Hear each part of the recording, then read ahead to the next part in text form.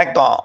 செல்வகுமாரின் இரவு 8 மணி வானிலை ஆய்வறிக்கை. அதிகாரப்பூர்வ வானிலை அறிக்கைக்கு இந்திய வானிலை ஆராய்ச்சித்துறை அறிக்கையை பார்க்கவும். 2026 ஆகஸ்ட் 20 வியாழக்கிழமை இரவு ஆய்வறிக்கை. இன்றைக்கு அதாவது நேற்றைக்கு பார்த்தீங்கன்னா அதிகபட்சமாக 8 சென்டிமீட்டர் வரைக்கும் மழை பொழிந்திருக்கு.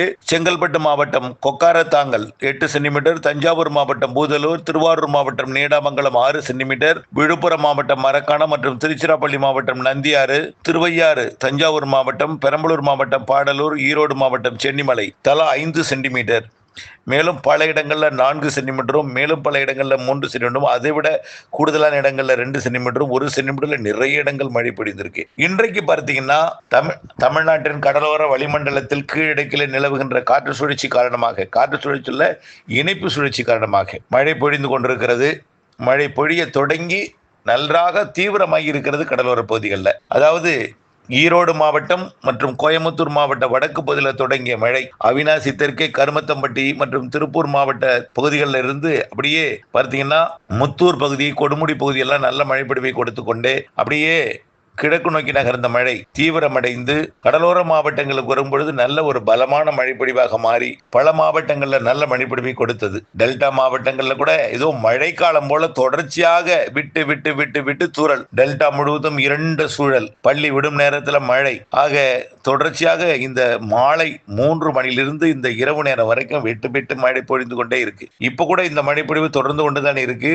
தெற்கு டெல்டாவில் மழை வலுப்பெற்று கொண்டிருக்கு. தெற்கு டெல்டாவில் பார்த்தீங்கன்னா அதாவது பேராவூரணி அதன் சுற்றுவட்டார பகுதியிலிருந்து முத்துப்பேட்டை பகுதியை நோக்கி, அதாவது பட்டுக்கோட்டை, அதிராமப்பட்டினம், முத்துப்பேட்டை பகுதி நோக்கி மழை முன்னேறி கொண்டிருக்கிறது. இந்த இரவு 8 மணி பதிவு 8 மணி நேரப்படி. அதே போல சிவகங்கை மாவட்டத்திலையும் சரி, புதுக்கோட்டை மாவட்டத்தில் கனமான மழை பொழிந்துட்டு இருக்கு. புதுக்கோட்டை மாவட்டத்தில் பார்த்தீங்கன்னா ஆலங்குடி, அரிமளம், மேலும் பார்த்தீங்கன்னா கீரமங்கலம், பேராவூரணி, தஞ்சாவூர் மாவட்டம் இதெல்லாம் நல்ல மழைப்பொழிவு, அறந்தாங்கி வடக்கே நல்ல மழைப்பொழிவு பொழிந்து வருகிறது. இந்த மழைப்பொழிவு அப்படியே பார்த்தீங்கன்னா முத்துப்பேட்டை, பட்டுக்கோட்டை இடைப்பட்ட பகுதிக்கு வந்து பெருகவாழ்ந்தான் போன்ற பகுதிகளுக்கெல்லாம் மழைப்பொழிவை கொடுக்க போகுது. ஏற்கனவே மன்னார்குடி உள்ளிட்ட பகுதிகளுக்கு மழைப்பொழிவை கொடுத்த நிலையில தற்பொழுது மயிலாடுதுறை மாவட்ட கடலோர பகுதிகளில் கனமழை பொழிந்து கொண்டிருக்கிறது. குறிப்பாக மயிலாடுதுறை மற்றும் கடலூர் மாவட்ட எல்லையோர காவிரி கரையோரத்தில் 2 பக்கமுமே கனமழை. முட்டம் உள்ளிட்ட பகுதிகள், அதாவது பழையாறு, திருமுல்லை வாசல், சீர்காழி, கொள்ளிடம், சிதம்பரம், பிச்சாவரம் இந்த பகுதிகளெல்லாம் நல்ல மழைப்பொழிவு தொடங்கி இருக்கும். மேலும் பார்த்தீங்கன்னா அந்த காவிரி கரையோரம் முழுவதுமே சிதம்பரம் உள்ளிட்ட, அதாவது கடலூர் மாவட்டம் மற்றும் மயிலாடுதுறை மாவட்டம் இருக்கக்கூடிய இடைப்பட்ட பகுதி 2 பக்கமுமே மழை. இதுல மயிலாடுதுறை மாவட்ட காவிரி கரையோரம் கனமழை பொழிவு பொழிந்து வருகிறது.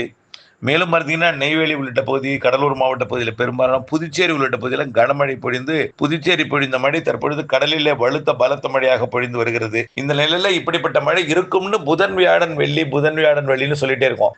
திங்கட்கிழமை தொடங்கும், செவ்வாய் கொஞ்சம் அதிகரிக்கும், புதன்கிழமை வலுவான மழை இருக்குன்னு கடந்த ஞாயிற்றுக்கிழமை சொன்னோம்.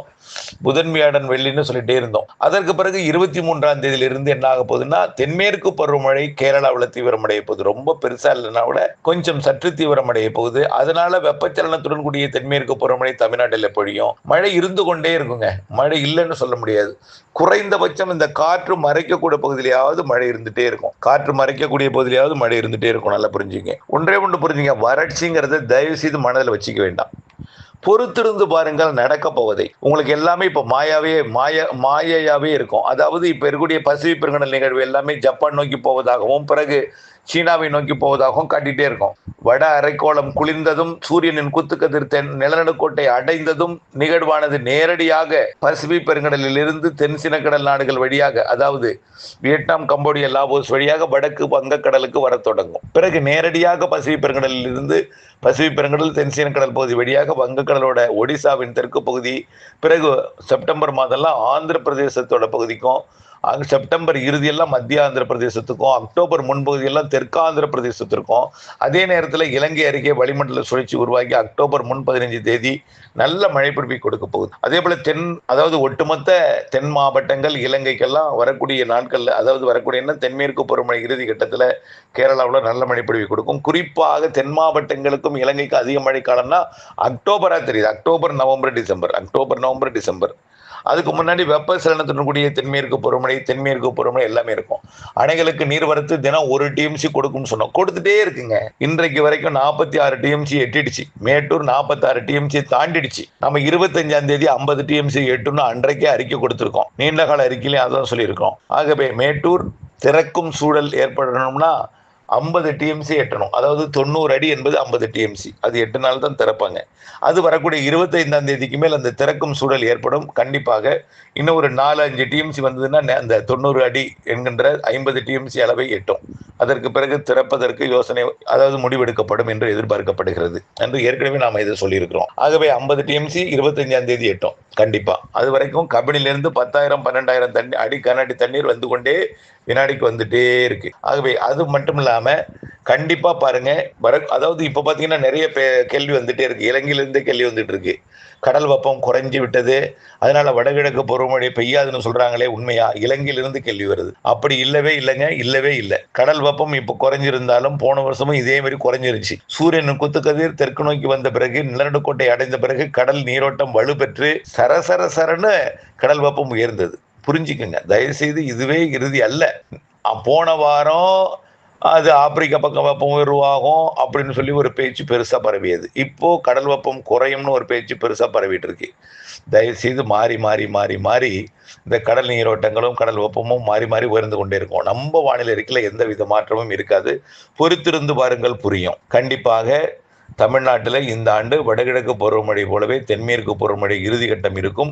வடகிழக்கு பருவமழை தொடக்கம் முதல் அக்டோபர் 18 முதல் வலுத்திருக்கும். தொடர்ந்து சிறு நிகழ்வு தான் அதிகமாக இருக்கும். சிறு நிகழ்வும் அதிகமான மழை பிடிப்பை தரும். தென் மாவட்டங்கள், தென் மாவட்ட மேற்கு தொடர்ச்சி மலை, குறிப்பாக நாலுமுக்கூத்து, காக்காட்சியெல்லாம் மேற்கு தொடர்ச்சி மலைக்கே கொடைக்கானல் உட்பட, இலங்கை உட்பட, தமிழ்நாட்டின் இலங்கையை ஒட்டிய அதாவது பாக்கியலட்சுமி மணர்வளோடு விட்ட பகுதி எல்லாமே டெல்டா மாவட்டங்கள், கடலோர மாவட்டங்கள் எல்லாமே உண்டு. சென்னை திருவள்ளூரை விட தெற்கே போக போக போக மழைப்பொழிவு அதிகமாக தான் தெரியுது. ஏன்னா அக்டோபர்லேயே இலங்கை அதிகமாக இருக்கும். அப்போ அக்டோபர் எப்பொழுதுமே நவம்பர் டிசம்பர் தான் இலங்கை இருக்கும். இந்த வருஷம் அக்டோபர்லேயே இருக்கும். தென் மாவட்டங்களில் பார்த்தீங்கன்னா அக்டோபர் நவம்பர்லேயே அதிகமாக தெரியுது. ஆகவே மழைப்பொழிவு பற்றி தயவுசெய்து சந்தேக பார்வை வேண்டாம். வெப்பம் குறைஞ்சிருக்கு, இப்படி குறைஞ்சிட்டே போனால் பருவமழை இருக்காது அப்படின்லாம் மறுபடியும் பேசப்படுகிறது. அப்படிலாம் தயவுசெய்து எதையும் போட்டு குழப்பிக்காதீங்க. கேட்டிருக்கீங்க, நான் வானிலை அறிக்கை போட்டிருக்கேன், மழை பெய்யும்னு சொல்லியிருக்கேன். அப்புறம் இலங்கையிலிருந்து இப்படி சொல்றாங்களே, உண்மையா சார்னு கேட்குறீங்க.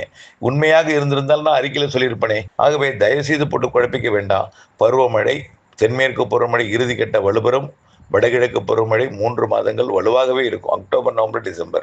ஆக அக்டோபர் 18 வடகிழக்கு பருவமழை, அதற்கு முன் இறுதி கட்டத்தில் தென்மேற்கு பருவமழை வடகிழக்கு பருவமழை போல பெய்யும்னு சொல்லிட்டே இருக்கும். ஆனால் இதை நம்பி நம்ம எந்த விதையும் நம்ம விதைச்சாலும், ஆகவே நாம் நினைக்கும் போது மழை பொழியாது. நல்ல மழைப்பொழிவு தொடர்ச்சியாக அடிக்கடி மழைப்பொழிவு கொடுக்கக்கூடிய நாள்லாம் பார்த்தீங்கன்னா செப்டம்பர் பின்பகுதி, செப்டம்பர் 15க்கு மேலே.